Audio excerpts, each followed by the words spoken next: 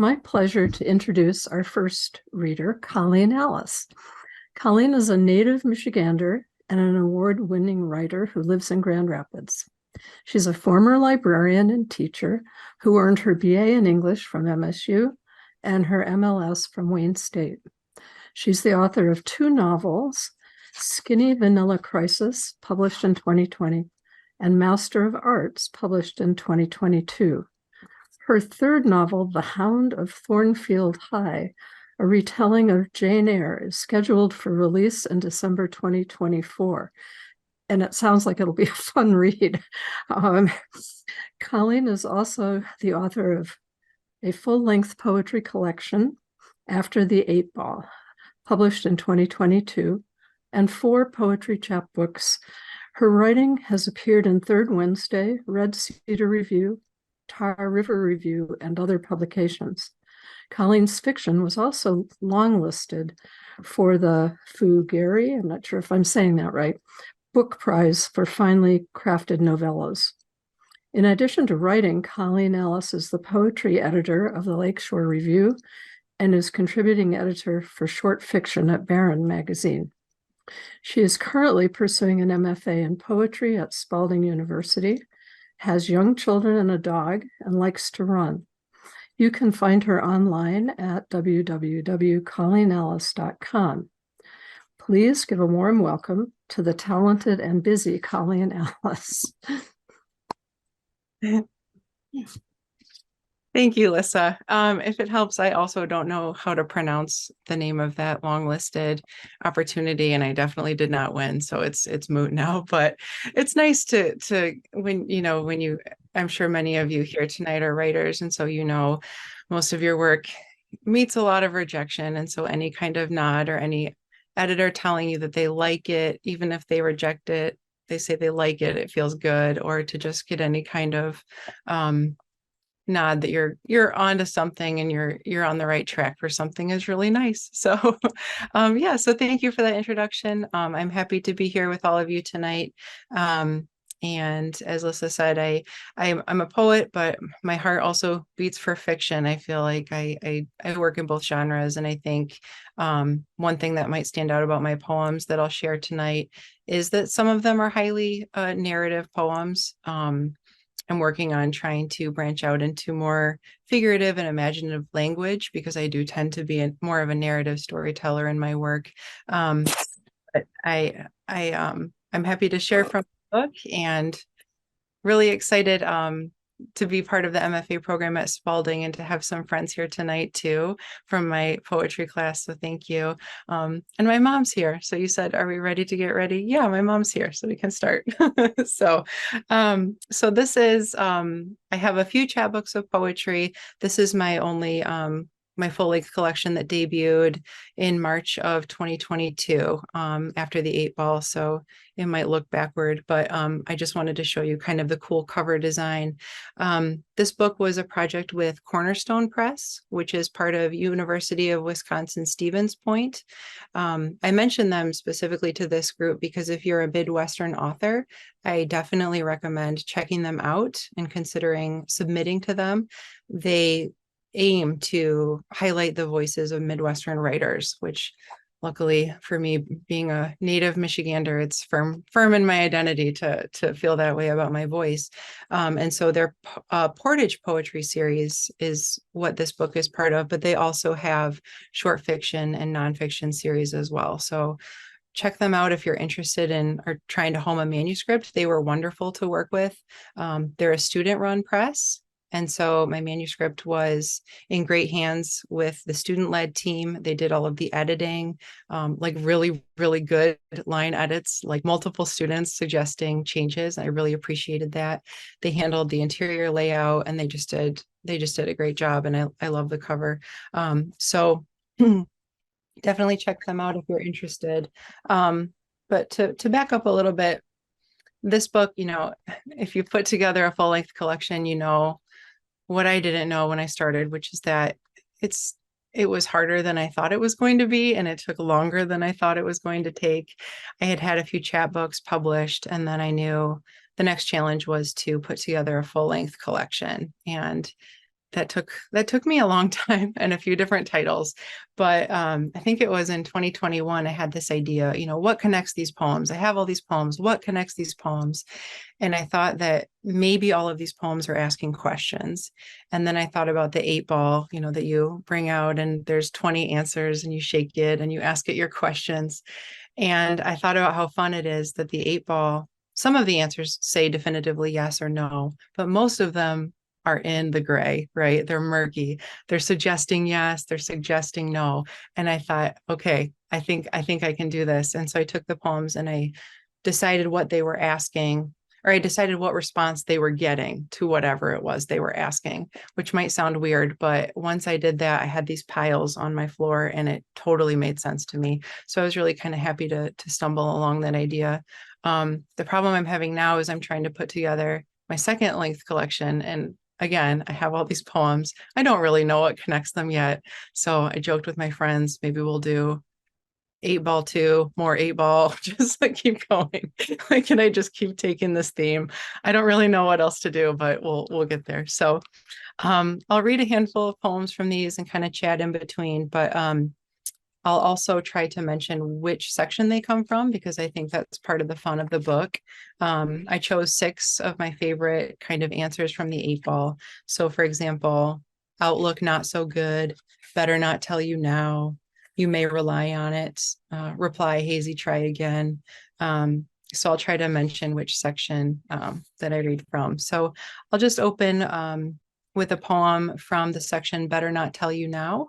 And I picked it for tonight because it's called Winter Solstice, and it did snow in Michigan today. It snowed yesterday, and it's icy and cold, and so I'm already thinking about winter. So I'll go ahead and read Winter Solstice.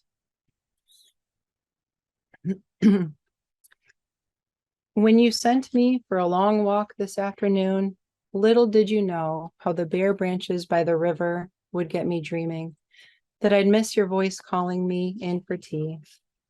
By the tall reeds near the shoreline, I nearly fell in love with the brightest part of the day. They tell me the days that remain get longer from here, stretching to the middle of June, that all the greatest days get better from here, arching out till forever.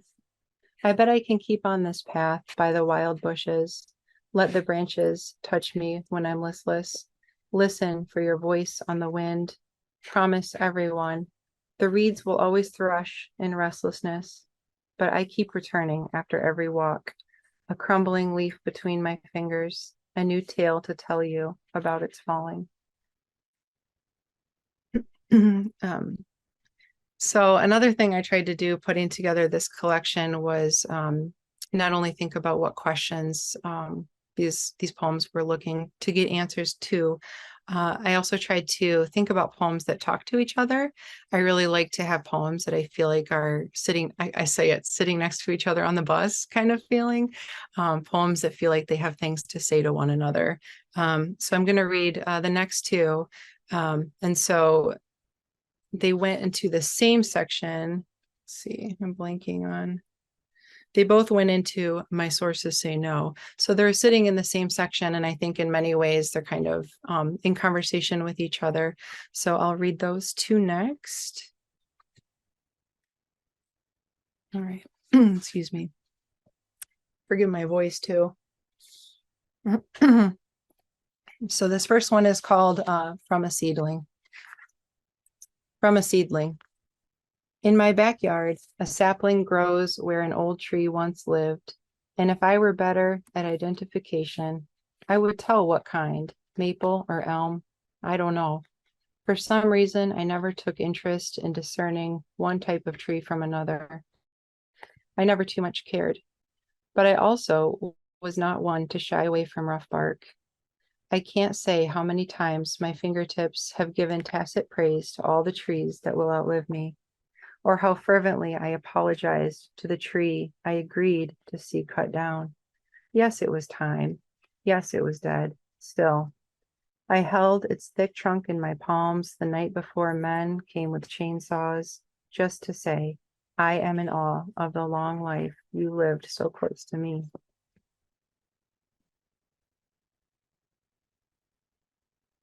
And so to follow it with thank you, the one that I think is in conversation, I think is also timely, timely for the time of year. It's kind of about the Christmas tree that you put to the curb. So I know like that's too soon for right now. We just got our tree up, so don't hate me for saying about how it has to go out in January. But this poem is about that. And kind of again in conversation with the Seedling poem. So this one is called Compline for January 1st. And a compline is like a service of prayers. So Compline for January 1st. At the sight of the fir tree laid bare on her side, inches from the curb, I let my breath out slow. Of course, I know it's time to store the ornaments, the nativity scene, to take outside this beautiful living thing we asked to stand among us for weeks like family. At each day's close, we turned off her bright lights, whispered our private goodnights. I could not shutter the house to that tree without touching those soft branches one final time. I needed to say, I'm sorry. I'd say out loud if she had ears with which to listen. There's never a good time to let go of something that's been so important. If I thought she'd take my words to heart, I'd say to her, there's never a good time to let go of something that's been so beautiful.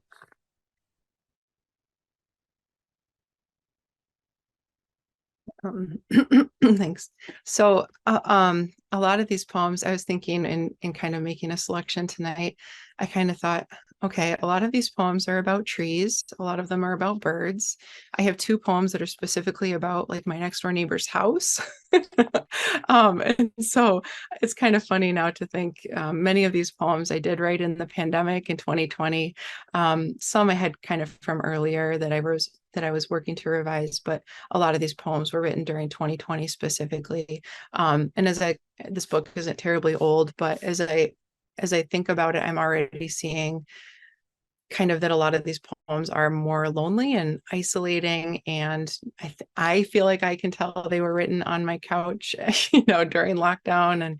And anyway, just kind of something interesting. I hope maybe in the future I can go further than my own backyard and the birds that I see there in my neighbor's house. And I kind of want to tell myself to get out in the world a little bit more to keep writing. But I think it's also really interesting to think about the pandemic, and being home. And I think for a lot of us, if you're a writer, in some ways it was great to have so much time and the social pressures were gone, the social activities were abated, but it was also lonely. So we were all, I think, kind of weighing those two forces. But I did do a lot of writing, I think, in the pandemic, and I did the most in poetry. That is also a product of the fact that I have young kids.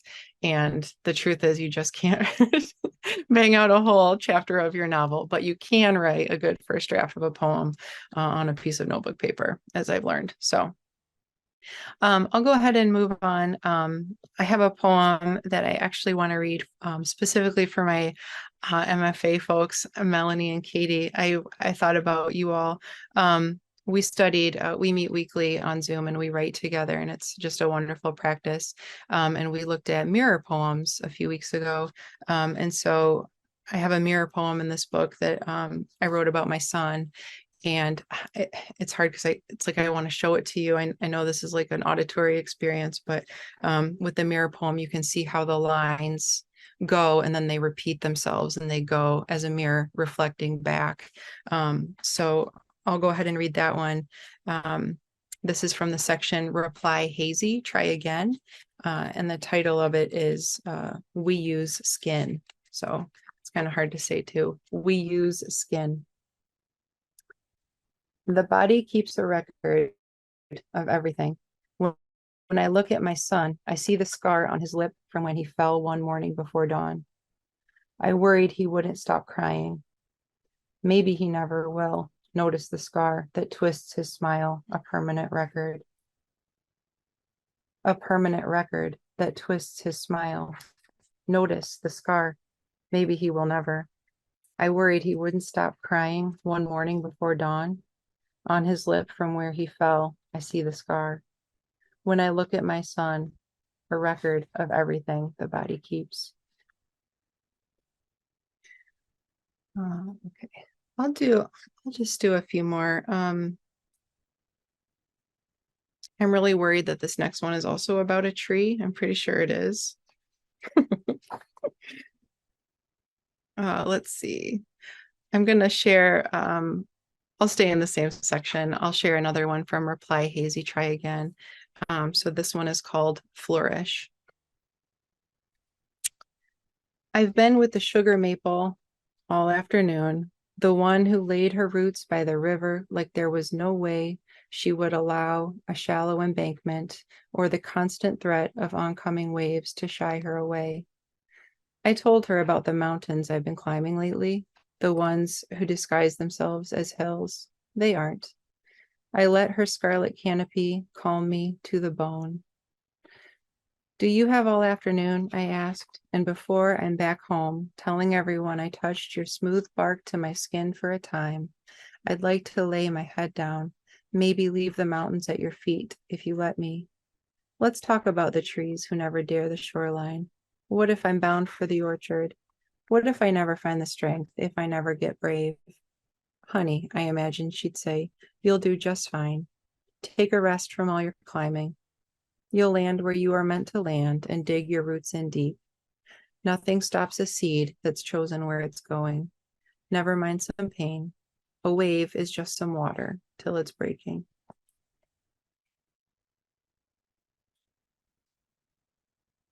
Okay. Okay. And I'll close. I'll read two more, David. From the section, You May Rely on It. So I do write a lot about my home and my immediate kind of surroundings. And I do find that I write a lot about my kids. And so I have two kids, and you must keep things even. So I'll read this one about my daughter from the section, You May Rely on It. My dog, I'm not worried about his feelings. I don't think he knows how much I write about him. But this one is a poem for my daughter. And I do find when I write about my children, those are the stories where I was saying the narrative kind of feeling. I tend to write the most truth about my children. I know with poetry, as in fiction, sometimes it's how, like, people want to know, is this true? And I love that question a lot, because I think it's like, how true is it? Not, is it true? Some poems I write are very true, 90%, others are much less so. But when I write about my children, I find that it tends to be pretty spot on. So this really happened. So this is called We Need to Talk About Tadpoles. We need to talk about when to live at all means you must become so different from your past. When to be alive is to travel an invisible trajectory until you are so foreign to yourself, until you feel like a tourist in the places you were born. And then we'll need to talk about if it's better to know when you're in between, about the grand thing you are destined to become, about all the big and beautiful things that have been planned for you all along. So she asks a lot of questions, and one of them was about tadpoles. All right, I'll close out from a poem. I think this one might be my favorite one in the collection, and I also was hoping it was a good one for tonight, because it's also about this time of year, the December month, and I have a very distinct memory of writing this poem, which, if you're a writer and you can remember where you were sitting and what you were thinking, and I find that strong connection to material really special. And so I love when I remember where I was, and, sitting on my couch. I remember writing this poem, and I remember it was December, and I remember everything I was thinking and feeling at the time. So for me, that's kind of the gift of poetry too. And the poet gets to have all of that. And then the poet just hopes you enjoy the reading of it. But yeah, so this is kind of a poem that I think too is obviously written in the pandemic, right in December of 2020, when it was clear that things were going to kind of continue to be on lockdown for longer than we all wanted. So yeah, so I'll finish with this poem as we wind down. Thank you for saying this year is only a metaphor for a true story, like something you once heard at a bar, a joke a man told a woman in a back corner booth just to make her laugh. Sometimes we sit on the back porch, you and me, despite December, passing between us mulled wine, back and forth, as though we think we can hide from the whole world behind our little house and tell the stack of all these months they can't reach us here. Like we think this is a place where solitude is a hymn whose words we sing on Sundays, and I am not pressed to conceal the places on my body where the seams have worn the hardest, where you tell me, even if I am threadbare, it's okay. The world may see it anyway, but who cares? The wise men would have wished for wine if they'd thought to. The wise men did not have you. Thank you, for warm wine, for your hand reaching out to mine, for our porch in late December. Christmas mornings a stone's throw away. And what is a miracle, I think, except when the world gives you exactly what you want in a way so different than how you asked for it. But yet, it's okay. The world may see it anyway, but who cares? Even if I am threadbare. Thank you for you. You are a miracle. This year is a disaster. It's a wonder, just the same.